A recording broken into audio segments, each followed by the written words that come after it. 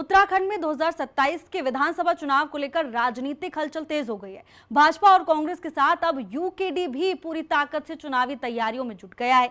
UKD के प्रदेश अध्यक्ष सुरेंद्र कुकरेती ने बड़ा ऐलान करते हुए कहा कि पार्टी प्रदेश की सभी 70 विधानसभा सीटों पर अपने प्रत्याशी उतारेगी। उन्होंने बताया कि पार्टी बीते एक साल से प्रदेश भर में संगठन को मजबूत करने में जुटी हुई है। कुकरेती ने दावा किया कि जनता का रुझान क्षेत्रीय दल की ओर बढ़ रहा है और लोग राज्य में क्षेत्रीय विकल्प चाहते हैं। तो देखिए, 2027 के विधानसभा चुनाव को देखते हुए सरगर्मियां बढ़ गई हैं। जैसे जैसे चुनाव नजदीक आएंगे, गतिविधियां और भी तेज होती हुई दिखाई देंगी।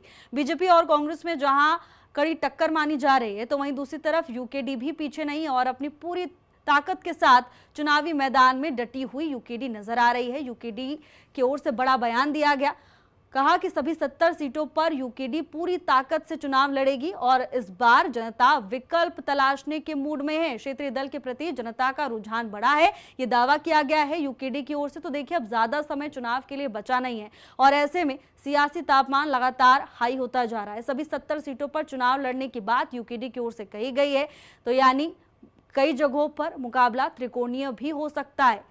यूकेडी का दावा है कि अब जनता कांग्रेस और बीजेपी दोनों से परेशान हो गई है और अब जनता ये चाहती है कि कोई दूसरा विकल्प मिले। तमाम बड़े दावे किए गए हैं यूकेडी की ओर से। हालांकि अब ये देखना होगा जब चुनाव के नतीजे सामने आएंगे तब मतदाताओं की ओर से क्या फैसला दिया गया है।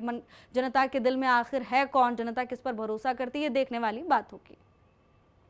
देखिए, तैयारी पे तो हम गत एक वर्ष से हैं, इसमें कोई संदेह नहीं है।